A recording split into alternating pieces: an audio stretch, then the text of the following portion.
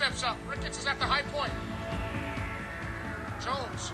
Aromaterio has a lane. Nicholas Aromaterio, the shot. Scores! Holy jumping! The Italian stallion puts the puck in the back of the net. Mamma mia, Nicholas Aromaterio! So to keep it in and does. Callum Jones for Potts. At the blue line, kept in by the skate of Thomas Maya. Maya.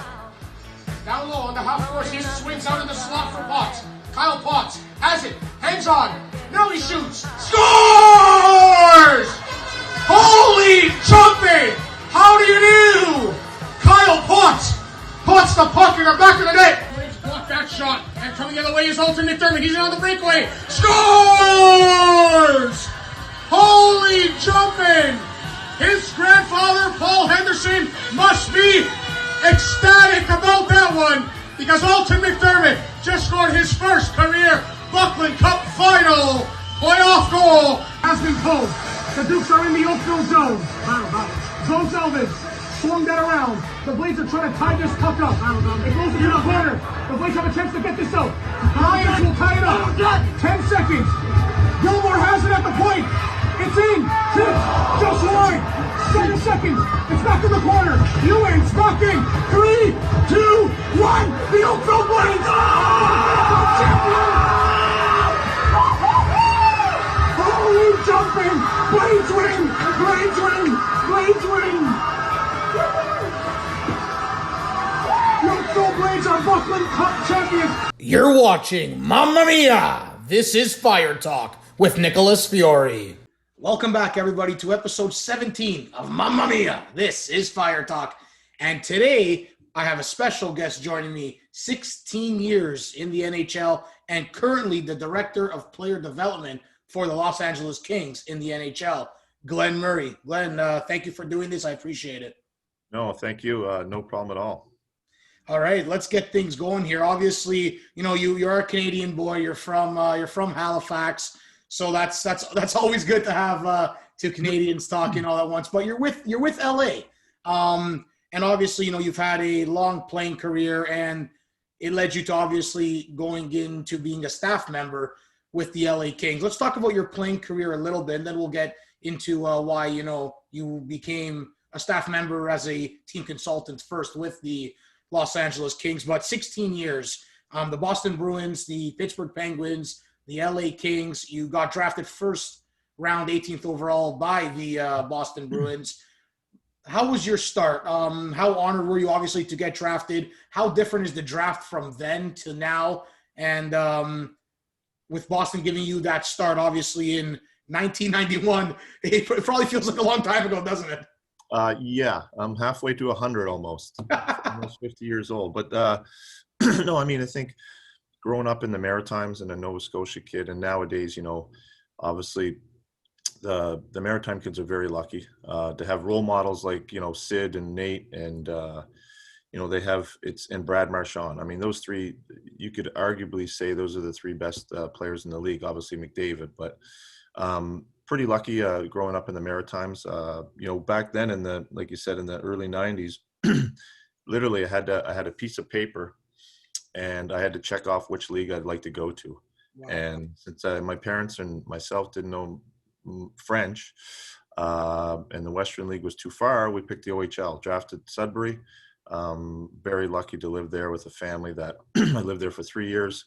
Unbelievable billet family, as all Canadians will say around the Canadian Hockey League. But lucky enough to get drafted to Boston.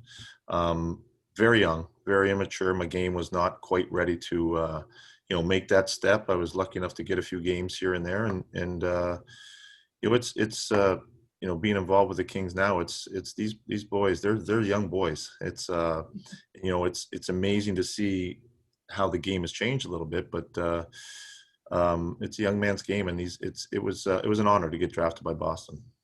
651 points regular season, and then you recorded 20 goals and 24 assists in your postseason career with few teams in the NHL. How was that first goal? 1,009 games played in the NHL. How was that first goal in the NHL? You remember it pretty well, don't you? Oh yeah, I mean, I think it was my first year actually. After my first training camp, I got sent back to junior, and I got called up in throughout the year, like an emergency recall, and I got to play in the Quebec Coliseum, and I'll never forget it. And the goalie was Ron Tugnut, and Craig Janney made an unbelievable pass. All I had to do was like basically put it in an empty net, but special moment, and something that every Canadian kid or any kid that loves hockey will remember. You obviously mentioned you started, your junior career, your basically somewhat hockey career with the Sudbury Wolves in the OHL. You recorded 185 points in 182 games back in the 89 between 92 as well. But, you jumped right to the NHL from Sudbury. You don't really see that anymore. There's a draft process. There's the AHL. There's even the ECHL. There's so many levels and so many steps to get to where you need and want to go before the NHL. How different was it back then? Because you went from the O right to the big leagues, and was it just a drastic change like that? It was, yeah, it was a big, I think it was an eye opener, that's for sure. And I was lucky enough to get my feet wet a little bit after that first year, or after I got sent back to junior. I got called up for the playoffs, and lucky enough to be on a really good team, so they could kind of play me with good players and different stuff like that. But ended up playing, I'll never forget it, ended up playing Pittsburgh when they won their second cup, I think it was. And we played them, and they swept us. I remember lining up against Kevin Stevens, and I was like, and I thought I wasn't big. I was 6'2" and maybe 190 pounds. And then this monster came next to me. I'm like, I have a long way to go yet before I'm going to be a regular in this league. But it was a great eye opener for myself, and then leading into the next season, and training, and I still was kind of not quite ready, and I played up and down in the minors with Providence, and it was the best thing for me, no question about it. It helped me be able to play 1,000 games. Obviously, I should have started off with the top here, but COVID-19's hit everyone. How are you? How are the family in LA? Because I know it's a little bit different in the States than in Canada right now. Yeah, it's different. The world is different now, as we all know. And, it feels, when everything started in March, I think, we never, around here in California, same in Canada, I think no one really left their homes except for groceries, and that's it. And we did the same. We did all this virtual stuff, and it was something to get used to, but family's good. Everyone's good. It's just a different world. You have to be more cautious, and as all the Canadians are out there, but in here in California, there's a lot more people. So it's hard to keep a lot of people happy. And so you just got to be cautious. We come into our office now. We've been coming in here it's end October, which is strange to say it's the end October. We coming in here since probably just after Labor Day, and we get tested 3 days a week. So yeah, you can't come in unless you get tested. And we don't have a lot of people here. We probably have, in our hockey operations, we probably have 5, and then we have like 14 players. So there's not a lot of people around, but the trainers are very cautious, and so which is a good thing. Yeah, absolutely. Definitely different times for everybody, right? I mean, everyone's going through different things, but I'm glad everyone's safe over there, and your family as well. How about your family? You guys are good? Everyone's good. Everyone's good. Everyone's working. But it's going through the motions, right? It's going through the motions, and when is it going to stop? And who believes in what is also a thing as well, right? Especially when you're in the hockey world, all you want to do is go to games and get the season started, but it has to be safe for everyone, and yeah. It's tough to think. Some days, I'm sure when you get up, it's okay. It's almost Halloween. There's no hockey going on. There's no leagues. There's no Canadian Hockey League. I mean, the Quebec League is trying to, play games, and they have played a few, but it's hard. It's really hard. Yeah, it's great. I mean, my last game broadcasted with the Oakville Blades in the OJHL was March 5th. the game 4 of the playoffs. 2 years ago. Oh my God, it sure feels like it, right? Well, we just want to get going, and obviously, your job really in a way hasn't truly stopped. Of director of player development, you obviously have a few guys under you. I spoke to Craig Johnson, who's with you basically as a player development staff member a few months ago in the beginning episodes of my new show, and we touched upon like what does the roles entail What does your role entail, not just as a player development staff member, but the director of player development? Well, yeah, I think it entails a lot of things. I also work with Richard Seeley, our GM of Ontario Reign. So we have a lot of prospects. As you know, our team and everyone around the league knows our team. We're kind of going through the changes a lot. And we're very lucky to have so many good prospects. So basically, today, for example, Jared Stoll is another player development guy, and Craig Johnson. Yeah. They'll be in the office today, and we have Gabe Velarde here. We have Matty Villalta, the goalie that played in Sault Ste. Marie. We have Artie Kaliev. So we have a few Kapari. We have a few prospects here in-house, which is great. And so they'll work with them every day. They go on the ice for 45 minutes. They'll work off ice. And I'll kind of plan it with them. We talk every day. We're always on the same page. Now, we only have 4 prospects here. So we also have 20 other prospects around the world that are playing in Sweden, that are playing in Finland, and other ones that are just at home and working out. So we are in constant contact with them. We split them up into groups. So what we did during the pandemic is, okay, Craig Johnson would have 6 players. So he would touch base with them every week, and we would go over as a staff what we'd like them to go over video, show them clips, talk about hockey. And it was really effective. I think we were really effective during that time, because usually it's hands-on. We're on the ice all the time. We see them. We're here. We're working with them. They're, and especially our minor league team this year, we're going to have lots of prospects there. We're going to be the youngest team in the league. So it's very important that we get our hands on them. We help them, teach them basically what it is and what it takes to kind of be a pro hockey player. Must have been a little bit different too this past NHL entry draft. I spoke to Cole Perfetti, who went 10th overall to Winnipeg in the show as well, and he said, yeah, it was just it's different. It's going to be different, and obviously now that it has happened, how was the process for you guys as staff members? Selecting these kids. Were you guys on the phone with them all the time? I'm sure you were. Like, it was a little bit different though, for sure. No question about it. Leading up to it, our amateur staff were incredible because they did so much work leading up to the end of March, where the shutdown was. And then we would do a lot of interviews on virtual, and they were incredible. And I feel bad for the kids that were drafted, because it's a special moment. Yeah. You get to the draft lottery, not the lottery, but you go into the building and you see all the 31 teams sitting at their tables and all the hockey people around, and they get their name called. So I feel like bad for those kids that didn't experience it. But it was fine. It ran really well. The NHL did a great job. I mean, it took time, because you have to get the call in, you have to go on, you have to make the pick, and you have to make sure the NHL knows, the registry knows. So it took time, and it was but it went off without a hitch. I think every team was they said that it was good. It was unfortunate. Had to be like that. Yeah, and it has to be like that, and it's unfortunate for the kids, but you know what?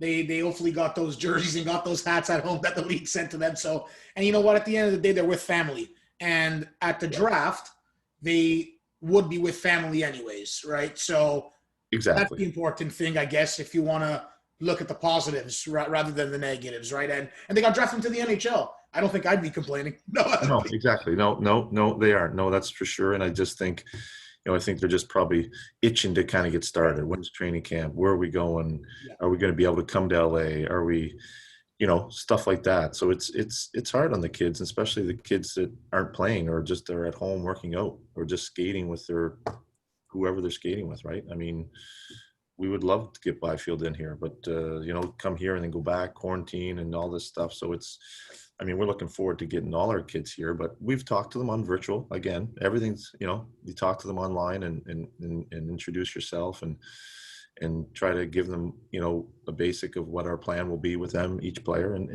that part has been good because they've been very engaging, and I can't say enough. They've been great kids, and they're well educated about hockey. So it's great. Speaking of Quinton Byfield, I was trying to get him in here, man. You got to try to hook it up. No, I'm just playing.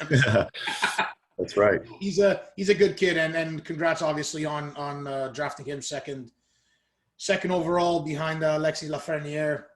Moving forward with, the behind the scenes, because the director of player development doesn't always get maybe the recognition, or the development guys and the scouts, they don't get the recognition that sometimes is deserved, right? Because there's a lot of work that goes behind what you guys do. There's another thing that you might be entitled to, and it's the hiring process for like new coaches, new staff members. What is the hiring process there, and is it really so long that you have to go through so many things in order to make the right choice? Yeah, I think we worked together. So Richard Seeley and I were in charge of bringing a new coach to Ontario Reign, and it wasn't just the two of us. It was obviously Rob has the final say, Nelson Emerson, and we all talk together as a group. The one thing around here is we're all on the same page, and we're all looking out for the best interest of the team. And yeah, there's work to be done. I think we did the process obviously during the pandemic. We had 60 applicants for the coaching, so we kind of narrow it down. We have a process that we narrowed it down to 20, and then we interviewed 20, and then we narrowed it down again. And but it was incredible. Every applicant that we had was so well prepared, and it's hard, right? Because you're not getting face-to-face time, and they were so well prepared with the video talk and what we asked them to prepare. It was incredible. But we're lucky enough that we have John, and we're happy about that. And and back to, I think the part of the question was the amateur scouts. It's amazing the work they do. Obviously last year the seasons are stopped in March, but I think I'm repeating myself, but the work they do, watching video, getting to know the players, getting to know the players' families, and who they want to draft and how they want to make the draft go. And it's incredible the work they do. They don't get enough credit.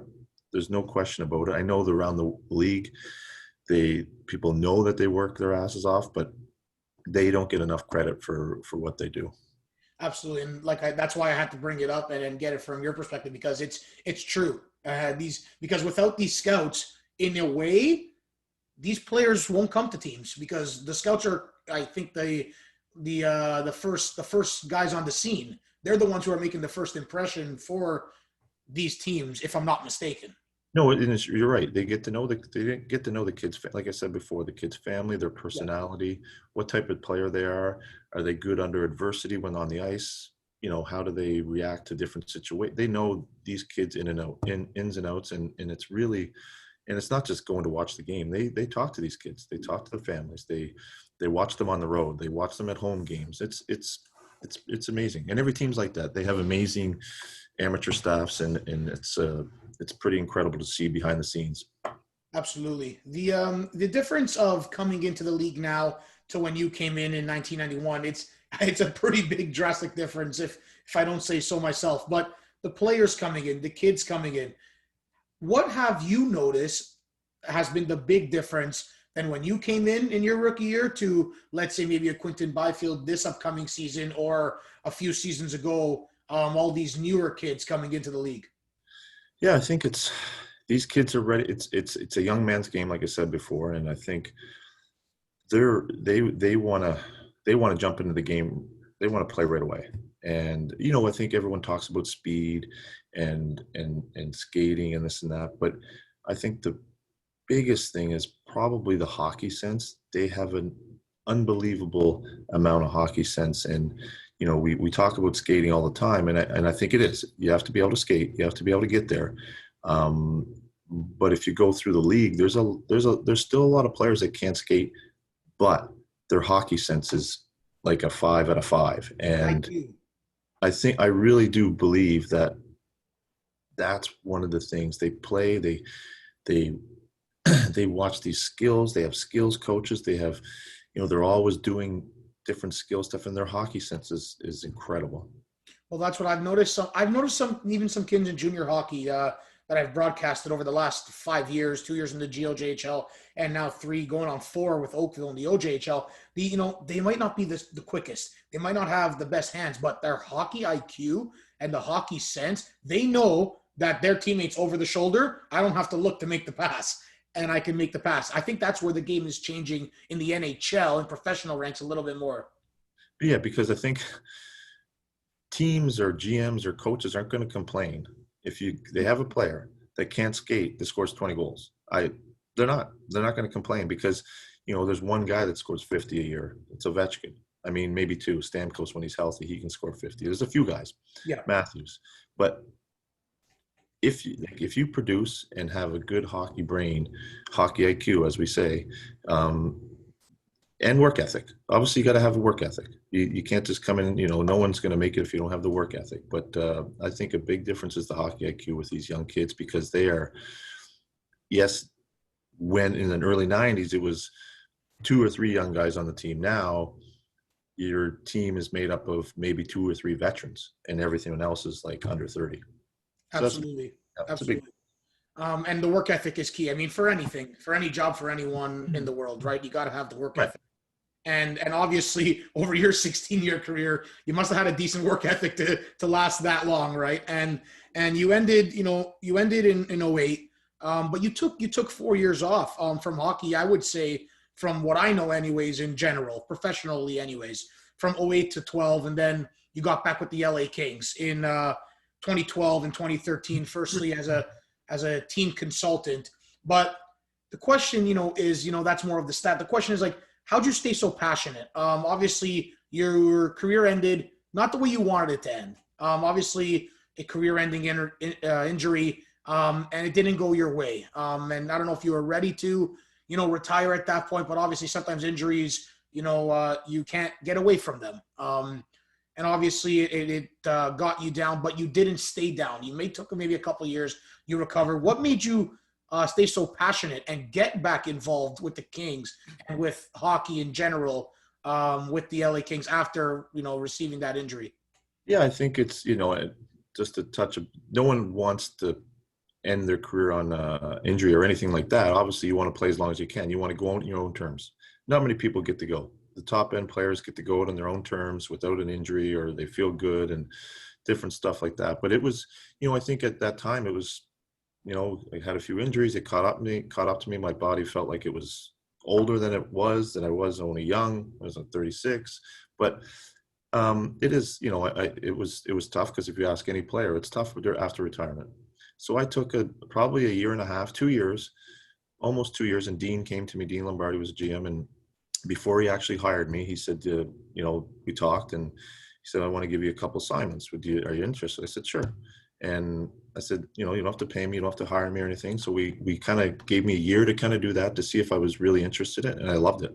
And after that, I'm still here today. So it's, that's how it kind of all started. And he knew that I had the passion for the game, and that I had, I loved it. And he sent me on assignments that were, some people, I think he tried to test me, and he did, and sent me on assignments that people wouldn't do. And I loved it. And now I'm still here. So it's, you have to have it's different behind when you're not playing. It's not the best part of the game is playing 100%. You ask anyone. But we're pretty lucky here in the office that we're trying to build something. Rob's trying to build something, and it's exciting. Hey, let me tell you, you can't go wrong with a lot of these former NHLers behind the scenes. Rob Blake, yourself, Craig Johnson, Jared Stoll. I'm probably missing even a few more. It's all these hockey IQs and all these minds that now played and coming together as the head office. Obviously, the last few seasons, LA, didn't go your way, but that's what building for the future is. And with having you guys in place, it's something that these kids coming in and the team in general can look forward to moving forward, can't they? Yeah, I think it's the one thing. If you ask anyone, any hockey staff around in the league, it's we don't all agree. We have a strong enough personality that we're not going to agree on everything. And obviously, Rob is the final decision, and we give our opinion, and he's the boss. And we're not just gonna. We all have good enough brains in hockey to understand the game that we work together as a team, but we're not all just not going to, we're all going to be, we're going to have different thoughts, which is great. And you need that. Moving up from team consultant, obviously, like you said, the work ethic is key, as you mentioned earlier, in anything. And obviously you have to put your work ethic in off the ice. And you did as a team consultant, you got into the mix, you felt comfortable again, obviously. Then you moved up to development coach from 16 to 18. And obviously now from 2018 to 2020, the director of player development. Just like myself, I want to move up in the ranks in broadcasting, and a coach would want to move up from maybe ECHL, AHL to NHL, and so on and so forth, players-wise as well. For you, were you looking to keep on moving up and being kind of the head guy in the player development, or how did that come to fruition? Yeah, I think it's I think Nelson Emerson moved up to being the director of player personnel, and he was the director of development, so it kind of was a natural kind of transition. Mm-hmm. And I think part of the role now is being that director of player development is help Richard Seeley, like I said before, he's the GM of the Ontario Reign. So it's a lot in a sense that Richard and I work closely together, and Nelson. And you just kind of slowly kind of move up the ranks, and you want to help any way you can. We're in the middle of not necessarily rebuild, but we got a lot of prospects that we need to make sure that they're going to, be the next LA Kings and take the LA Kings to the next Stanley Cup. Yeah, and absolutely. And all these obviously starts with that. Moving forward with, being traded. It's not always so fun being traded, but you were involved with 3 trades in your NHL career. First of all, let's touch upon, just being traded overall. How's the experience? You got to move cities. Obviously, you started in Boston, then you went to Pittsburgh, LA, and then if I'm not mistaken, back to Boston. So how is that experience? And is there like any advice for all these kids coming up? Like even in junior hockey, you see trades all together. It must be just a wild ride overall. Yeah, I mean, when you get traded, it's not perfect, obviously, and I think the first time when I got traded, it was in the summer, and I was in Prince Edward Island. Actually, it's funny. I remember I was on a couple-day vacation in Prince Edward Island, and I get traded to Pittsburgh with Brian Smolinski. That was obviously different because it's in the summer. The one I do remember when I was in Pittsburgh and got traded to LA, it was at the deadline. We had a game that day. Went in for, your pregame kind of nap to go to the game. And then I got woken up get traded to LA. So that was, moving, that was a tough one in the sense that, wow, I was moving all the way to LA, never been there. I mean, I played there before, but it was like, holy smokes, this Nova Scotia Maritime are going to move to LA and live there. But it worked out for the best. I was lucky enough to be on, play in LA for 5 years and then get traded back to Boston after that. And it's always difficult, especially with people with families and the last time I got traded, wife was pregnant with our last child, and I got traded back to Boston, just bought a house. And there's many stories out there that everyone kind of, when they get traded, it's difficult, but that's part of the game, right? I mean, I'm lucky enough I only got traded 3 times, and to 2 of the same team. So it's some guys have many stories, but it's part of the game. You deal with it and you move on and you get to your next team. The cliche saying is stuff happens for a reason, and stuff maybe is a blessing in disguise. And, I would say maybe for you, if you would agree, the blessing in disguise was maybe being traded to LA, because I feel like, watching highlights and watching stuff back, you got that boost and you got that energy and you got that confidence. And coming to LA, and then you started scoring and you got into a groove, even though you were putting up points. Do you feel like you had that confidence boost going and moving to LA? Yeah, I think so. I think, I was in Pittsburgh. I loved Pittsburgh for the 2 years, played with some great players, but I think I needed to, expand my game a little more. And I was, like I said, when I came to LA, I got to play, top 6 forward, played a lot. Coach believed in his penalty kill and power play. So I think that's where kind of my game took off a little bit, and for the next few years. And I was, I think it took me a little while to get confidence in my game in a sense, but and make sure that I knew that I could play in the league and be, a top 6 forward. And it was a good thing. It was a very good thing getting traded to LA. Absolutely. And the game has changed over the years. Obviously since you came in to now, what do you think is the biggest difference of, let's just say, style of play on the ice and the change of the game from when you came in into the generation now? Oh, I don't know. I think maybe coaching. The coaches are so good. I think, I know it's part of the game, but I think the kids are so talented. They want to know why. They want to know why, if a coach says do this, they want to know why. They, when they ask a lot of questions, They ask a lot of questions, which is great. And, when we are, coming up in the 90s, we were just go work hard and do your job. But I think there's the talent. I would say the talent. I mean, there's so many talent. You have Austin Matthews, McDavid, Patrick Kane. These players are, Sid's still unbelievable at the age he's at, and Marchand and Bergeron and all these players it's the talent. They're super, super talented. I know that doesn't, people argue, well, why aren't there more goals? Well, because the goalies are so good, because they're talented too. So it's a whole thing. And I think it's the talent for sure. There's so many good players. And obviously, perfect segue into, you had the talent, obviously, because you played in the league as well, and you were talented enough in, 03, 04 to make the All-Star game.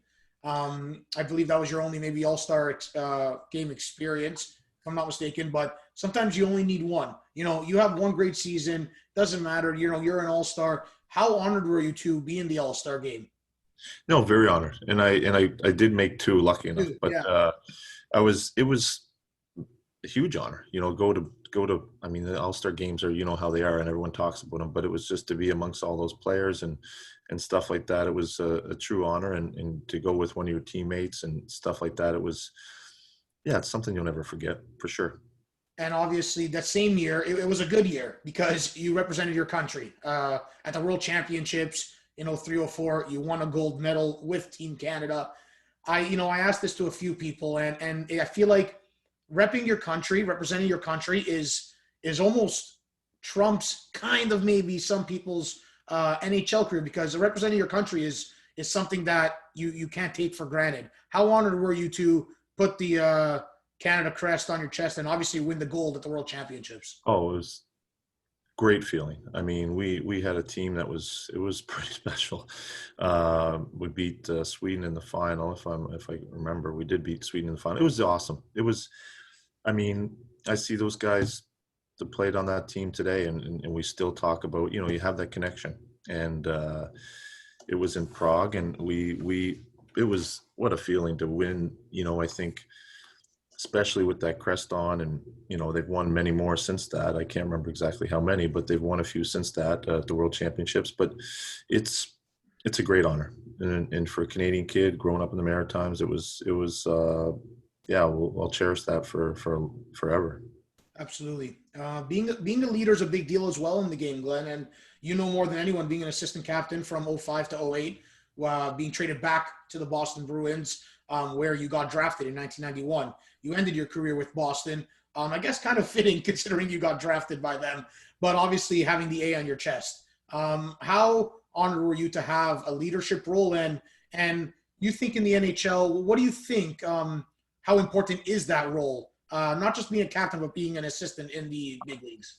Yeah, it's very important. I think, your captain is your captain, but you wear, some players are really captains. They don't have a letter on their chest because the team's so deep, and certain personalities feel like they need an A on their jersey. And I was very, very lucky to, I'm very honored to be an assistant captain in Boston for those years. And we had some really good teams, obviously, and good leaders and other leaders that could have wore A. But I think you take on a responsibility to kind of make sure, it's a long season. Things go up and down, and you kind of, sometimes the captain will be doing a lot. So you kind of really help each other and talk to each other and talk to the coaches and talk to the staff and make sure, everything's kind of going smoothly. It doesn't always go smoothly, obviously, but you really help out the young players, whoever it may be. Maybe it's something off the ice. And I think it's a big job, and I love doing it.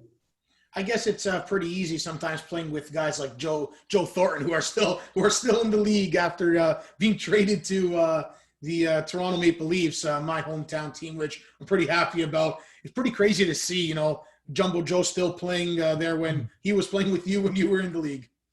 It's amazing. You got to give him credit. He's makes sure he's taking care of his body.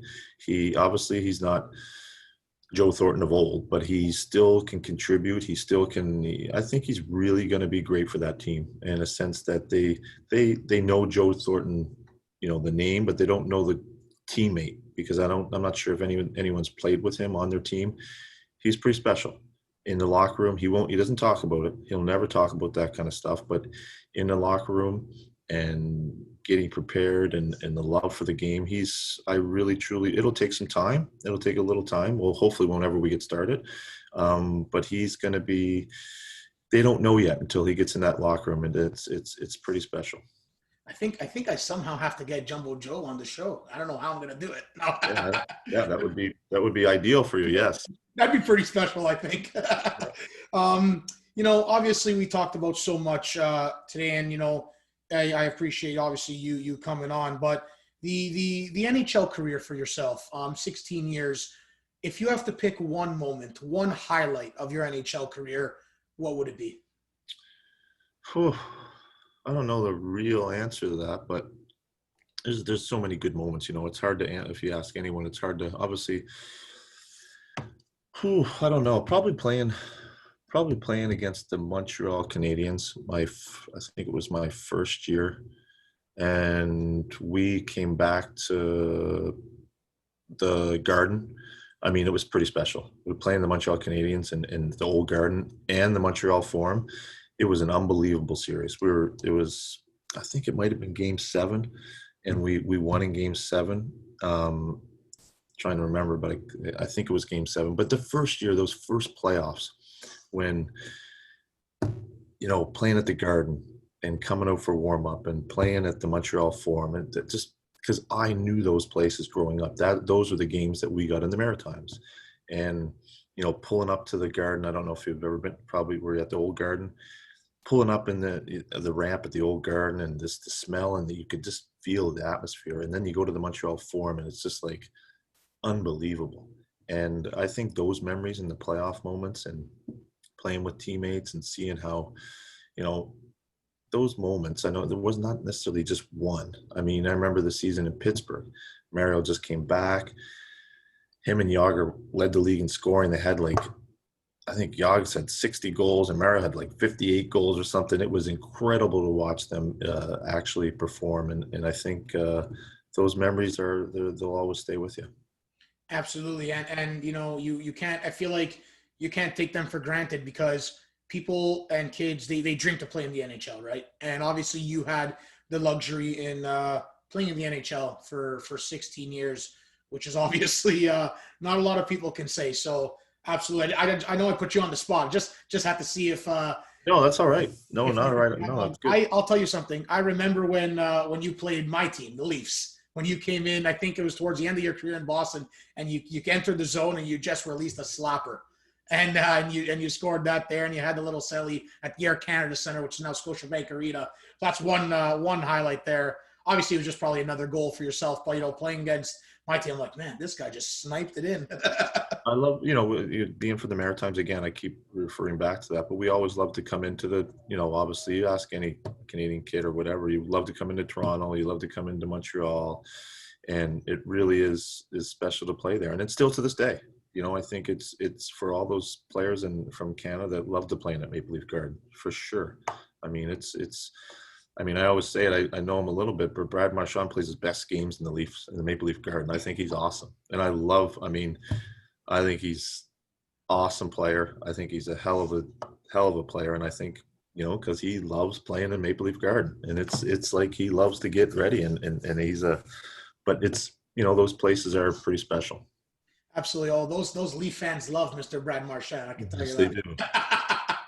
They adore him. Finally, let's get into, a little bit of family. Obviously, you mentioned on the top, your family's great, your family's safe during COVID. But one of your sons, Parker, he's joining the team that I'm on, the Oakville Blades, right? It has been announced by the Blades organization, and he's coming to Canada. He's coming to Oakville, and hopefully the season starts soon.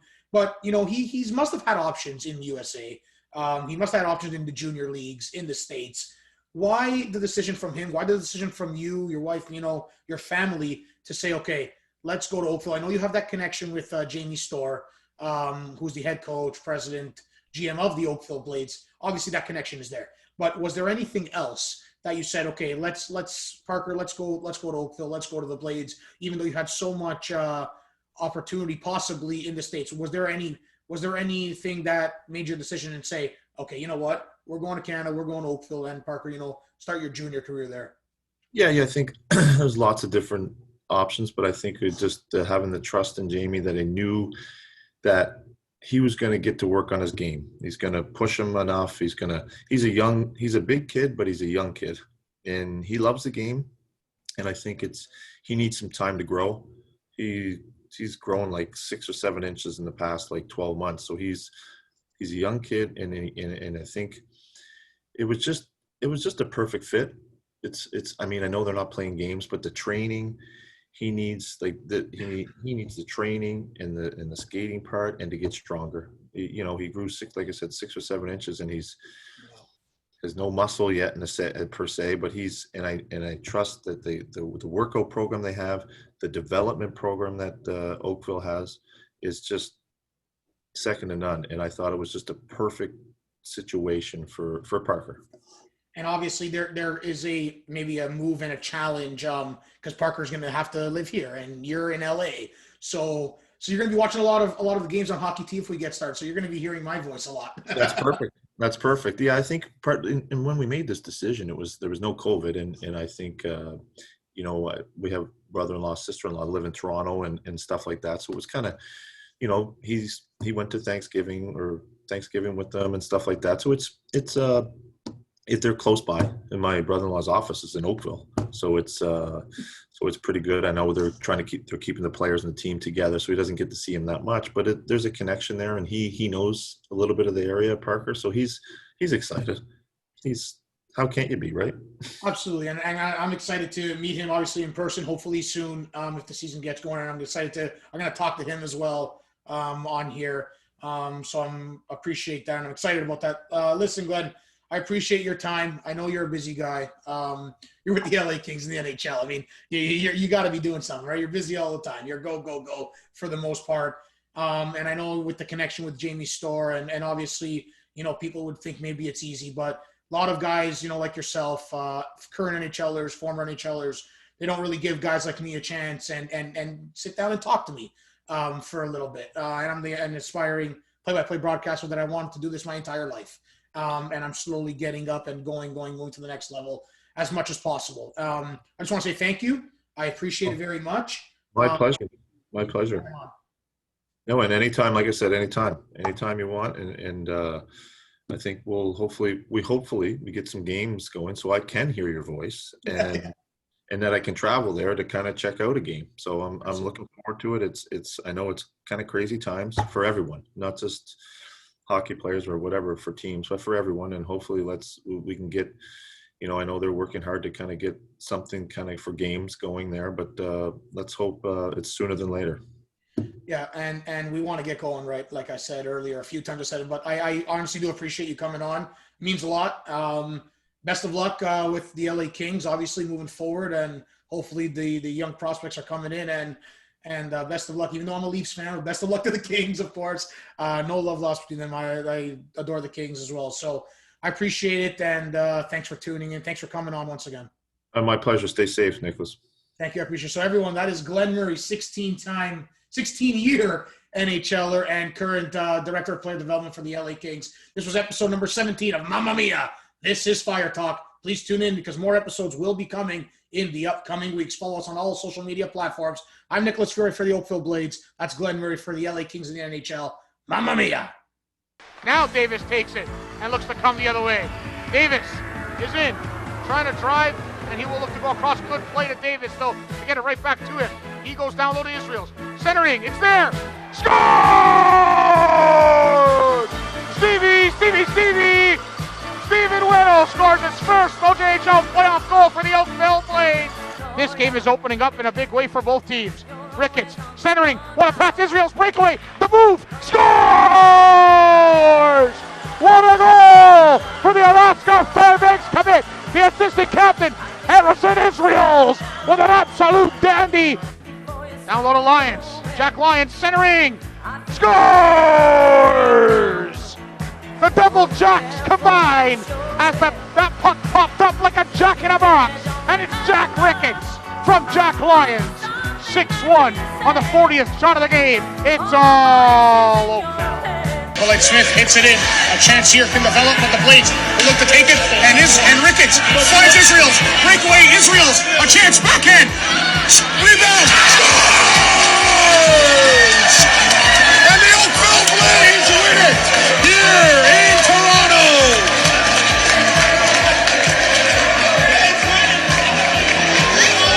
Blades win, Blades win, Blades win. That was Mamma Mia. This is Fire Talk with Nicholas Fiore. Thank you for watching and stay tuned for the next episode.